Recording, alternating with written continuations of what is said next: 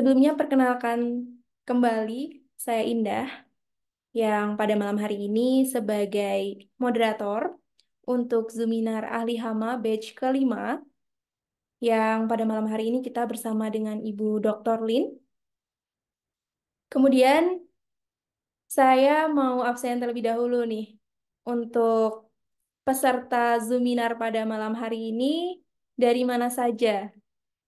Boleh untuk seluruh peserta bisa chat begitu karena untuk komunikasi kita pada malam hari ini yaitu melalui kolom komentar. Nah, saya lihat ini banyak juga ya pesertanya. Ada Bapak Naufal, Bapak Totok, lalu Bapak Adi Zuhdi. Ini dari mana boleh absen terlebih dahulu. Ibu Ani, lalu Bapak Damar, Bapak Bagus. Oke, boleh absen terlebih dahulu mungkin. Oke, Bapak Syahrul Hidayat dari Bekasi, gitu ya. Oke, suara saya terdengar ya? Terdengar ya. Oke, ada Bapak Tommy dari Lombok, Bapak Zaid Gilar dari Purwokerto. Oke, ini sangat beragam ya. Ada Bapak Tasrif dari Makassar, lalu Bapak Tatang dari Semarang. Oke. Bapak Hadi dari Bandung. Selamat malam, Bapak Hadi. Lalu Ibu Putri Lina dari Bekasi. Oke. Bapak Damar dari Bogor dan Bapak Deden juga dari Bogor. Oke. Oke. Tadi kita sudah berkenalan begitu ya. Dan selanjutnya saya juga akan memperkenalkan untuk speaker Zoominar Session. Dari ahli hama ini kita ada dua, yaitu yang pertama Ibu Dr. Srius Malinar, MSI, MM, dan juga Bapak Profesor Intan Ahmad, PhD. Seperti itu. Nah, untuk Zoominar Series Batch 5, pada malam hari ini kita bersama dengan Ibu Dr. Srius Malinar, MSI, MM. Beliau adalah doctoral graduate dari ITB, kemudian founder dan CEO dari EML Research, kemudian founder dan CEO dari Ahli Hama, lalu sebagai Pest and Pesticide Researcher di Institut Teknologi Bandung, kemudian sebagai Pest and Pesticide di EML Research, lalu sebagai Pest Management and Trainer, serta konsultan di beberapa perusahaan, kemudian sebagai pest expert di ahlihama.com, pest expert di Pestdoc AI, serta pengajar di beberapa universitas. Seperti itu. Jadi untuk Zoominar ini kita series setiap bulannya dilaksanakan selama 2 kali. Dan untuk bulan ini kita nanti akan adakan lagi pada tanggal 24 bersama dengan Bapak Profesor Intan Ahmad PhD. Jadi nanti bagi seluruh peserta, Sobat Ahli Hama yang ingin mendapatkan ilmu tentang pengendalian hama, maka bisa mendaftarkan kembali seperti itu. Oke, baik. Jadi saya sudah memperkenalkan speaker pada malam hari ini dan sudah bergabung juga bersama kami, Ibu Dr. Lin. Kita bisa sapa. Untuk itu saya persilahkan untuk Ibu Dr. Lin bisa menyampaikan materi pada malam hari ini terkait pengendalian hama di hotel gitu ya. Tamu bukan hama gitu. Jadi yang mendatangkan revenue itu tamu, bukan hama. Jadi bagaimana cara pengendalian hama yang tepat untuk hotel ini akan dikupas tuntas pada malam hari ini bersama dengan Ibu Dr. Lin. Untuk itu Ibu Dr. Lin sudah siap? Oke, nampak terlihat di layar. Jadi topik ini kami coba sharekan di eh, malam hari ini, mengingat kita baru eh, selesai liburan masa pasca Lebaran dan nanti juga akan masuk di liburan sekolah. Jadi kita nampaknya memang perlu memberi perhatian juga bahwa hotel sebagai salah satu bisnis dari Bapak Ibu bisa kita lihat bahwa revenue itu datangnya dari tamu. Tapi realitanya kalau tamu itu sangat takut apabila ada hama di kamar hotel atau lingkungan hotel. Nah, jadi pada malam hari ini kita akan membahas, akan berdiskusi. Nanti Bapak Ibu dan saudara-saudara sekalian bisa bertanya bahwa revenue hotel ini tentu adalah dari tamu. Tetapi kita bisa melihat bahwa reputasi hotel tentu salah satunya bisa terjaga dari kemampuan hotel dalam melakukan pengendalian hama. Walaupun kita tahu bahwa standar kebersihan di hotel tentu lebih tinggi dibandingkan bisnis yang lain. Tetapi kenapa hama bisa datang? Nah, tentu kita akan bisa melihat pada slide-slide berikutnya. Oke, kita mulai Bapak Ibu di bagian slide kedua.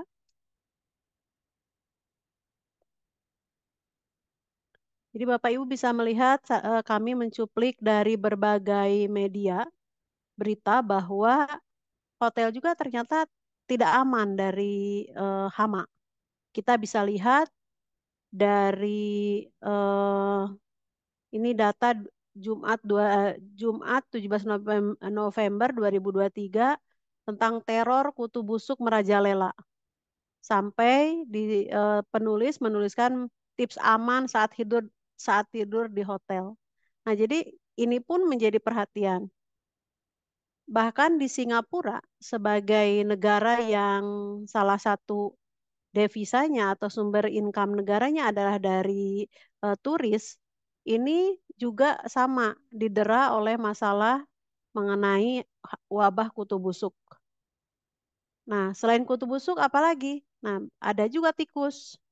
Nah, tikus di kamar hotel ini kami cuplik dari ulasan tentang hotel dari pengunjung ya. Nah, ini kita bisa lihat bahwa hal sepele, hewan-hewan kecil itu bisa juga merusak reputasi dari hotel itu sendiri. Nah, sekarang kita lihat pada slide ini kita bisa melihat bahwa data dari NYC Department of Housing Preservation itu dari Amerika menyebutkan bahwa di hotel orang Amerika itu sangat concern apabila ada concern tentang bed bugs ini sampai 78%. Jadi hotel yang sebagai tempat antara rumah dan tempat kerja atau tempat juga dia liburan, mereka sebetulnya ada rasa khawatir atau waspada juga. Ini di New York ya, yang notabene kota metropolitan yang kita bisa melihat penanganannya tentu lebih eh, apa ibaratnya teratur, tetapi tetap ditemukan didapatkan datanya 78% mereka sangat aware atau sangat concern tentang bed bugs. Baru kita lihat dari public transportation, movie theaters, retail stores, bahkan di medical facilities. Ini di Amerika. Nah, penelitian di Inggris, ini juga bed bugs bisa mengganggu bisnis dari hotel, ya. Nah, jadi artinya kita bisa melihat ini tidak tidak hanya terjadi di negara-negara berkembang, bahkan di negara maju pun seperti Amerika dan Inggris, mereka pun tidak pernah lepas dari masalah gangguan hama di hotel. Sekarang kita melihat bahwa adanya hama di hotel ini memang menjadi masalah besar. Jadi kita sudah membuat misalnya owner bisnis hotel sudah bisa meng-create hotelnya sebagus mungkin dengan furniture, bangunan yang modern. Tapi apakah itu tidak menjamin hamanya tidak datang? Nah, ini tentu pertanyaan besar. Kenapa? Karena hama itu bisa masuk ke dalam suatu tempat, event itu hotel yang bintang 5, karena memang akses hotel itu sangat terbuka. Kan kita tidak bisa menutup pintu atau jendela secara tertutup karena orang keluar masuk sangat leluasa seperti itu. Sehingga kebersihan yang sudah dijaga itu serta-merta tetap akan ada terinvestasi hama. Nah, eh, hama ini tentu akan bisa merusak reputasi pada era sekarang dengan adanya media sosial yang sangat membantu penyebaran hal-hal yang negatif, gitu ya. Jadi kalau di sebelah sini diilustrasikan tamu yang komplain tentang adanya kecoa, gitu ya, kutu busuk yang kita udah office boy atau pembersih ruangan tuh sudah melakukan secara maksimal. Tapi ada perbedaan. Cleaning service mungkin tidak mengetahui semua tentang di manakah hama itu berada. Sehingga pada saat tamu menggunakan kamar hotel, dia bisa tidak sengaja bisa melihat. Nah, celakanya dengan media sosial sekarang yang sangat masif, ini dengan mudah orang menuliskan reviewnya. Nah, ini yang kita tidak bisa pungkiri, pemilik hotel perlu waspada terhadap hal ini. Karena sekali berita itu keluar, itu bisa membuat orang nggak mau datang. Jadi tidak ada jaminan hotel bintang 5 atau yang tidak punya level bintang itu aman dari hama, tidak bisa kita sebutkan bisa jamin. Karena sekali lagi hama itu datangnya dari berbagai akses masuk yang terbuka. Mungkin saja ke bawah dari tamu, misalnya di luar negeri. Di tasnya tidak terasa ada telur dari kutu busuk, misalnya, atau telur dari kecoa, atau dari bajunya, itu sangat mungkin. Nah, jadi hotel pemilik bisnis dari hotel ini selalu harus waspada tentang kedatangan hama. Nah, selanjutnya pada eh, slide berikutnya adalah kita coba kupas hama apa saja yang umum yang ada di hotel. Tadi yang pertama kutu busuk. Kutu busuk tadi disampaikan adalah kutu hama yang memang membuat orang tuh bisa nggak nyaman tidur. Dan gigitannya itu bisa menimbulkan reaksi iritasi atau gatal, ya. Dan kutu busuk ini punya kemampuan tidak bisa menahan lapar atau tidak makan selama 6 bulan. Nah, jadi kita sangkanya tidak ada kutu busuk, aman, padahal dia ada di daerah celahan yang sempit. Bahkan tempat tidur yang bagus pun itu tetap punya potensi terserang kutu busuk. Dan tentu kalau ada kutu busuk satu, tamu sudah nggak puas dan pasti nggak nyaman. Karena semalaman pasti dia akan stres nggak bisa tidur. Lalu yang kedua adalah kecoa. Nah, kecoa pasti orang kalau melihat, oh ini terkesan jorok. Dan tamu amat tidak senang melihat kecoa. Kenapa? Karena kecoa ini bisa mencemari area makanan, bahkan bisa memicu alergi atau asma gitu ya, dan bisa menyebarkan penyakit. Nah, kecoanya ada di mana? Biasanya dia di tempat-tempat yang ada makanan. Apakah itu di bagian restorannya, ataukah di kitchennya, atau bisa juga di kamar apabila ada tamu-tamu yang menggunakan kamar itu dengan aktivitas makan dan minum. Seperti itu. Itu kecoa. Lalu yang ketiga adalah tikus.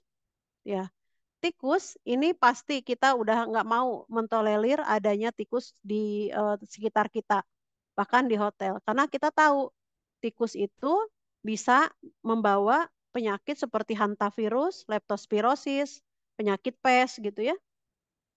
Nah, sehingga kita mesti mesti waspada pemilik hotel atau yang punya bisnis hotel untuk selalu aware tentang tikus ini.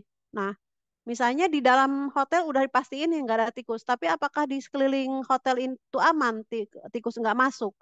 Karena biasanya tikus akan masuk itu apabila memang di dalam hotel ini ada penarik atau ada hal yang membuat mereka datang, salah satunya makanan. Nah, ini adalah 3 hama utama yang ada di hotel. Nah, bagaimana dengan hama yang lain seperti lalat, kecoa? Nah, itu seperti nyamuk, maaf ya Bapak Ibu. Nah, itu posisinya akan muncul lagi gangguannya apabila ada tempat sampah, ada bagian-bagian yang lembab dan panas. Tetapi yang tiga ini yang paling banyak, seperti itu. Nah, selanjutnya kita lihat slide berikutnya. Pada slide berikutnya, kita lebih tajam lagi. Tadi, kalau hama tidak ditanggulangi dengan baik oleh manajemen hotel, maka review-review negatif itu akan merusak reputasi dan yang paling kerasa adalah orang tidak mau lagi order kamar. Karena biasanya tamu yang komplain itu biasanya nggak tahan kalau nggak cerita ke orang atau nggak cerita di media sosialnya. Jadi secara reputasi pasti turun. Nah, ini berdampak juga pada biaya finansial. Jadi biaya pengendalian hamanya jadi tinggi, kamarnya yang terinvestasi hama harus ditutup, nggak bisa dipakai dulu oleh tamu. Belum lagi ada biaya kompensasi supaya tamu tidak menyebarkan lebih lanjut, jadi diberi kompensasi. Bahkan data di Amerika, yaitu yang dikeluarkan oleh Orkin Pest Control dari Amerika, bahwa kerusakan akibat kutu busuk per kejadian di hotel itu sampai memakan biaya hampir 100 juta, 97 juta sekian. Mencakup biaya penggantian barang, perawatan gitu ya, dan kehilangan bisnis. Bahkan jika terjadi litigasi, maka biayanya meningkat lagi. Bisa sampai 350 juta 900 ribu per kejadian. Nah, ini menunjukkan bahwa hama tidak bisa dipandang remeh di hotel. Karena tadi langsung terasa dampaknya reputasi dan biaya finansial semakin membengkak. Nah, jadi kita bisa melihat bahwa hama ini menjadi concern, apakah itu oleh manajemen hotel maupun pengelola yang sehari-hari mengurus atau merawat hotel. Nah, sekarang bagaimana kita bisa melihat solusi apa yang harus dilakukan dalam pengendalian hotel? Nah, yang pertama yang perlu kita pastikan adalah selalu menganjurkan pendekatan proaktif daripada reaktif. Seperti halnya kita menjaga kesehatan. Kita lebih baik pencegahan daripada kuratif atau pengobatan. Karena biayanya pasti lebih mahal kalau kuratif. Demikian juga pengendalian hama. Jadi pertama pasti langkahnya pencegahan. Pencegahan bisa dilakukan dengan cara apa? Sistem kebersihan yang tepat. Lalu apakah kebersihan itu selesai? Maka kita bisa lakukan staf-staf yang mengurusi pengelolaan hotel perlu diberikan knowledge dan skill dalam melakukan pengendalian hama. Karena kita tidak bisa setiap saat panggil jasa profesional pest control. Kenapa? Karena tetap mereka ada eh, tempo waktu bekerjanya, tidak bisa tiap hari melakukan penyemprotan atau pengendalian pakai chemical.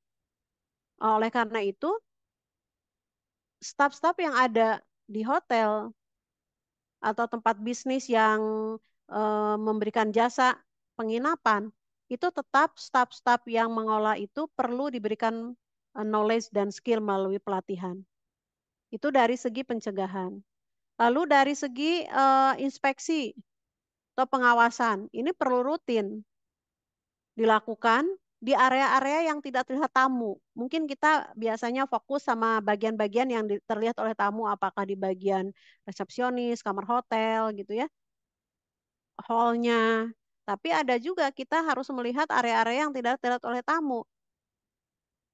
Misalnya daerah tempat storage, penyimpanan barang-barang yang nanti akan keluar masuk gitu ya, yang sebagai tempat laundry, apakah kitchennya yang tidak terlihat tamu, tetapi di situ bisa ada hama yang nanti masuk ke kamar tamu. Nah, jadi pemeriksaan itu harus dilakukan secara berkala. Nah, kalau staf hotel mengetahui cara mendeteksi hama, itu akan memudahkan sebenarnya, sehingga bisa memperingan kerja dari jasa pest control. Berikutnya adalah solusinya perlakuan. Jadi kita yang disebut perlakuan itu adalah pengendaliannya, treatmentnya. Nah, itu pun kita harus bijaksana dalam implementasi metode pengendalian yang aman, yang pengendalian hama yang aman dan efektif. Serta harus lihat hama yang spesifiknya seperti apa, karena satu metode itu tidak bisa digunakan untuk mengendalikan banyak hama. Nah, pengetahuan itu tentu harus dibungkus dengan knowledge yang cukup, knowledge yang memadai. Karena dalam prinsip PHT atau pengendalian hama terpadu itu adalah prinsip di mana kita tidak bisa mengandalkan salah satu metode atau dua metode, tetapi menggabungkan semua metode baik dari sanitasi maupun penggunaan chemical atau penggunaan pestisida. Nah, sekarang kita kupas lebih dalam lagi di slide berikutnya. Prinsip pengendalian hama terpadu tadi disampaikan adalah mengintegrasikan. Jadi Bapak Ibu bisa melihat ilustrasinya. Mengintegrasikan berbagai cara, mulai dari prevention, lalu ada juga melakukan edukasi. Jadi chemicals itu adalah bagian kecil. Nah, tetapi Bapak Ibu, kita perlu memahami kalau di hotel itu seperti di rumah sakit, ada mengendalikan hamanya ke tingkat yang diinginkan, bahkan diinginkannya sampai zero, zero pest tolerance. Itu karena kenapa? Karena bagi hotel zero tolerance ini penting karena keberadaan hamanya tadi akan mempengaruhi kenyamanan tamu, kesehatan, reputasi. Jadi nggak ada, ibaratnya nggak ada batas aman, harus nol. Nah, itu kan tidak mudah. Perlu peran dari semua pihak. Kalau kita mengandalkan semua kepada pest control, itu akan repot. Pasti akan muncul lagi hamanya. Maka kalau pemilik hotel memberikan suatu kesempatan kepada staf hotel memahami tentang pengendalian hama ini, tentu bisa berbagi peran. Karena tadi kembali mengintegrasikan berbagai cara. Seperti sanitasi. Kenapa kita harus melihat? Karena sanitasi itu intinya kita tidak memberikan ruang yang nyaman bagi hama.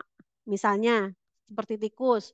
Tikus kan senang atau menyenangi tempat yang banyak daerah terlindungi seperti tumpukan barang.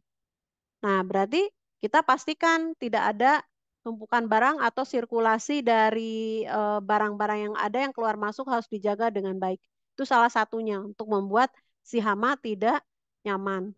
Karena prinsipnya ada selalu kita sampaikan dalam Zuminar sebelumnya ada segitiga, ada tiga hal yang harus diperhatikan oleh kita dalam mengendalikan hama, di mana hama itu senang tiga hal, ada makanan, minuman, dan tempat perlindungan atau shelter atau tempat bersembunyi. Apabila tiga hal ini bisa diatasi, maka hama tidak akan nyaman ada di tempat kita. Tapi kalau ada tiga ini, yaitu hama tidak bisa diusir karena kita sendiri yang mengundang. Selain itu, kita bisa pakai pengendalian fisik. Kan sekarang kita lihat ya, kadang suka nempel pakai apa namanya light trap yang pakai lampu gitu ya. Tetapi itu hanya sementara karena eh, hama punya kemampuan beradaptasi.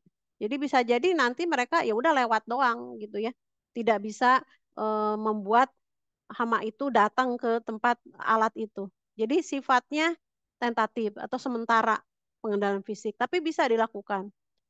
Biasanya itu di hama tikus. Jadi kita bisa bikin perangkap-perangkap yang pakai umpan atau makanan dia yang sudah dikasih pestisida, itu bisa disimpan di area luar hotel, di dalamnya, di tempat yang aman tentu ya, yang tidak terlihat tamu. Tapi kalau fisik tidak juga banyak membantu, maka masuk ke dalam pengendalian yang menggunakan kimia atau pestisida dalam hal ini. Nah, apakah dengan penggunaan pestisida ini selesai? Tidak juga, karena kita harus membekali pestisida ini bila digunakan secara tepat dan bijaksana, maka pengendaliannya akan berhasil. Namun bila digunakan dengan tidak bijaksana, sebagai salah satu contoh, penggunaannya overdosis, jadi dosisnya terlalu tinggi, itu malah menyebabkan keadaan yang disebut dengan resistensi atau kebal dia terhadap insektisida atau pestisida yang digunakan. Nah, itu tentu ada dampaknya. Tapi kalau misalnya dosisnya dibuat sedikit, ya itu juga membuat hama tidak juga bisa efektif karena kurang dosis dalam mematikan si hama tersebut dari pengaruh pestisida. Jadi ada pengendalian kimia, lalu monitoring secara berkala, karena kita nggak bisa aman bahwa bulan Januari sudah dikendalikan, Februari aman, tidak juga. Karena mereka, apalagi di hotel yang aksesnya sangat terbuka, itu bisa keluar masuk hamanya. Dan yang penting kalau di hotel harus dilakukan respon yang cepat. Mungkin aja terlihatnya oleh karyawan yang A, jadi karyawan A-nya harus paham. Tidak bisa dibiarkan.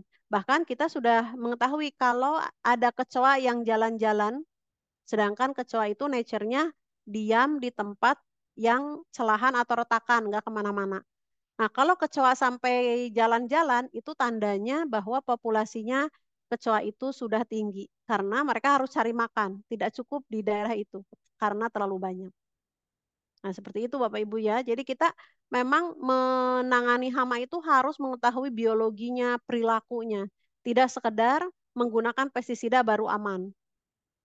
Nah, selain itu adalah tadi pelatihan karyawan juga diperlukan supaya karyawan-karyawan di hotel bisa membantu pemilik hotel untuk bisa setiap waktu mengantisipasi adanya hama. Dan terakhir adalah evaluasi, itu perlu juga dilakukan. Karena kita perlu melihat tadi, mencegah terjadinya resistensi karena penggunaan pestisida yang mode aksi atau cara kerjanya sama. Nah, seperti itu. Nah, selanjutnya pada kesempatan ini kita nanti akan berdiskusi dengan Bapak Ibu apa saja yang biasa didapatkan gangguan-gangguan atau masalah-masalah yang terjadi pada hama. Nah, itu dulu Bapak Ibu sebagai informasi di awal sebagai bahan diskusi kita pada malam hari ini yang mengkhususkan tentang pengendalian hama di area hotel, di bisnis hotel. Demikian moderator, mungkin kita bisa lanjut untuk bisa berdiskusi mengenai pengendalian hama, khususnya untuk malam ini adalah di hotel. Baik, sebelumnya terima kasih Ibu Dr. Lin yang telah menyampaikan materi pada malam hari ini. Dan untuk sesi diskusi dan juga tanya jawab, saya persilahkan kepada seluruh peserta, Bapak dan Ibu dan Sobat Ahli Hama semua yang memiliki pertanyaan, maka bisa menuliskan di kolom komentar. Nah, ini sudah ada beberapa begitu, Dr. Lin. Oke. Oke. Saya akan bacakan dari yang paling awal begitu ya.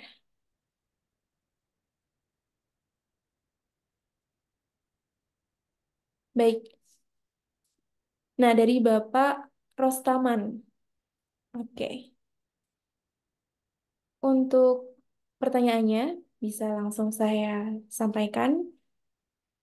Saya ingin tahu perkembangan urban entomology di Indonesia.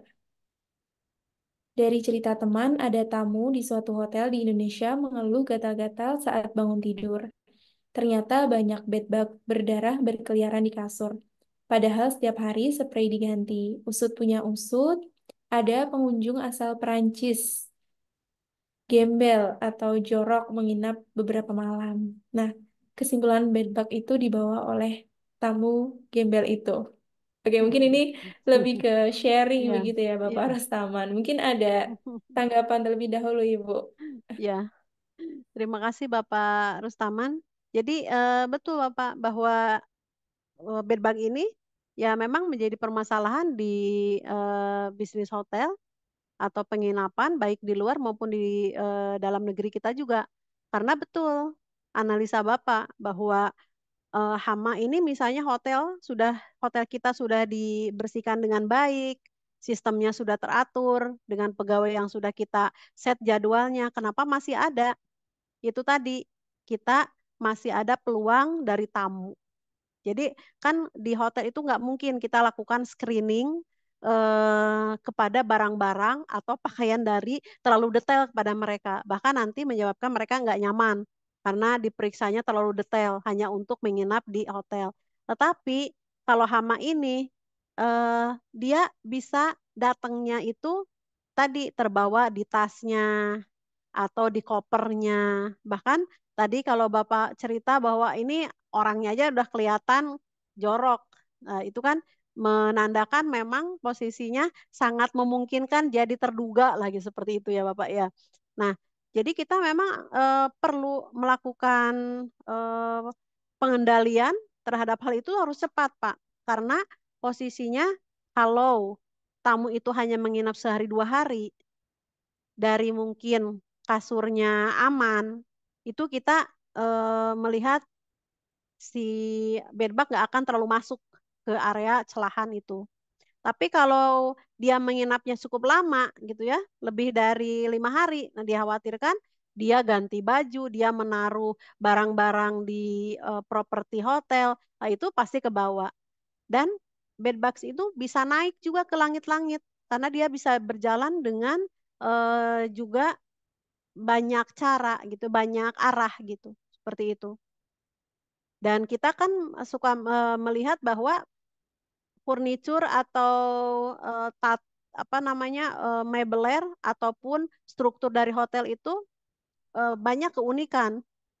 Nah, itu kadang ada daerah yang sempit. Nah, itu cepat dia bisa masuk. Jadi tidak hanya ada di kasurnya, bahkan bisa di area barang-barang di sekitarnya. Maka kalau satu kamar sudah terinvestasi, itu jangan kita coba dengan metode yang membuat eh, kutu busuk itu malah menyebar ke tempat lain. Bahkan tidak disarankan si kasur itu dibawa keluar atau si barang-barang di tempat kamar yang sudah terinvestasi dari kutu busuk itu keluar. Kenapa? Karena itu justru akan menyebarkan kutu busuk ke area lain dari hotel. Maka biasanya harus dilakukan metode-metode apakah itu dengan pemanasan, dengan penggunaan residual gitu ya. Residual spraying, harus dia diisolasi di dalam. Nah, kita bisa melihat bahwa orang Amerika saja sudah frustasi dengan bed bugs.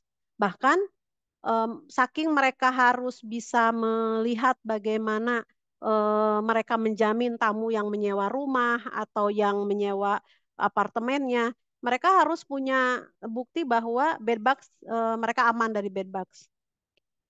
Nah, bahkan kalau di Prancis itu kasusnya tentang yang terjadi itu serangan tikus, hama tikus, mereka sampai nyerah.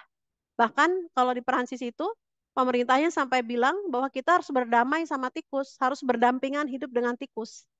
Itu saking mereka kesulitan mengendalikan hama itu.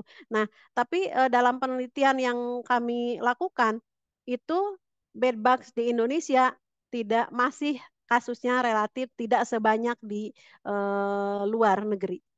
Tetapi tetap harus waspada, apalagi di bisnis hotel. Itu nggak ada toleransi kalau ada kutu busuk yang ditemukan di suatu hotel itu pasti akan merusak reputasi. Nah, oleh karena itu kita memang mesti waspada.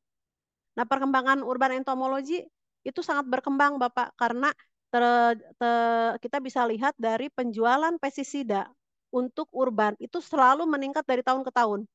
Ini menandakan bahwa perkembangan urban pest itu selalu jadi perhatian. Semakin tinggi kesejahteraan dari masyarakat, maka semakin rendah toleransinya. Nggak mau ada hama di sekitar hidupnya. maka mereka selalu siap dengan pestisida yang ada di sekitar mereka.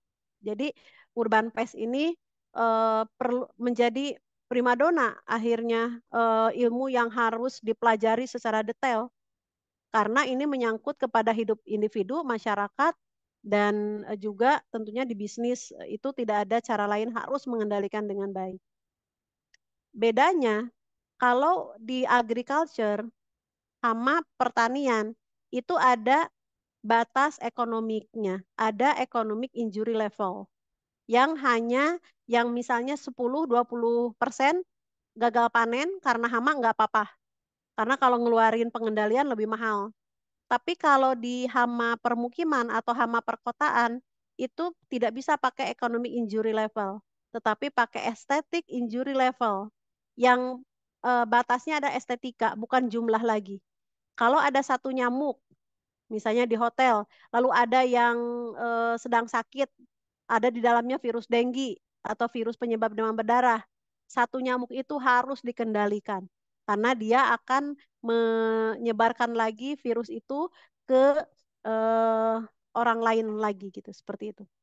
Terima kasih untuk sesi diskusi dan tanya jawab pada malam hari ini. Nah, ini bila masih ada pertanyaan begitu Bapak dan Ibu dan sobat ahli hama semua, utamanya ini ada tentang serangga hama terbang gitu ya. Nah, karena dari ahli hama dan juga Ibu Dr. Lin ini memang ingin berbagi ilmu begitu ya. Pada tanggal 3 Juni nanti akan ada sesi Zoominar kembali begitu ya yang akan membahas lebih dalam tentang teknik pengendalian serangga hama terbang. Seperti itu. Jadi jangan lewatkan untuk nanti mendaftar sesi Zoominar teknik pengendalian serangga hama terbang pada 3 Juni 2024 pukul 19.30 bersama Ibu Dr. Lin. Seperti itu ya Bapak dan Ibu. Oke, baik. Nah, untuk jadwal terdekat Zoominar, Zoominar di bulan Mei ini selanjutnya yaitu bersama dengan Bapak Profesor Intan Ahmad PhD terkait pengendalian hama ramah lingkungan, tips praktis untuk bisnis berkelanjutan. Nah, ini sangat menarik sekali begitu ya untuk bisa membahas pengendalian hama berkaitan dengan bagaimana supaya ramah lingkungan seperti itu dan berkaitan juga dengan bisnis Bapak dan Ibu. Oke, baik. Nah, untuk sesi tanya jawab tadi sudah dilewati.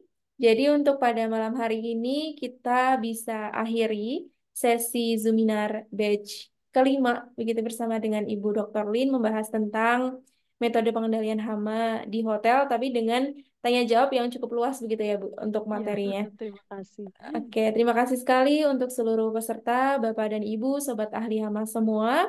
Semoga kita bisa bertemu di Zoominar selanjutnya dan juga untuk kegiatan training yang ada di Ahli Hama. Oke, untuk itu nanti informasi selanjutnya akan ada di website www.ahlihama.com, lalu juga ada di Instagram @ahlihama_.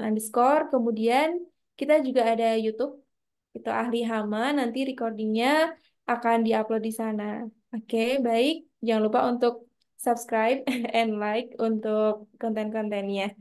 Oke, baik. Terima kasih. Selamat malam. Selamat beraktivitas. Untuk Bapak dan Ibu, selamat beristirahat. Saya akhiri. Assalamualaikum warahmatullahi wabarakatuh. Waalaikumsalam warahmatullahi wabarakatuh. Selamat, terima kasih semuanya. Selamat malam Bapak Ibu.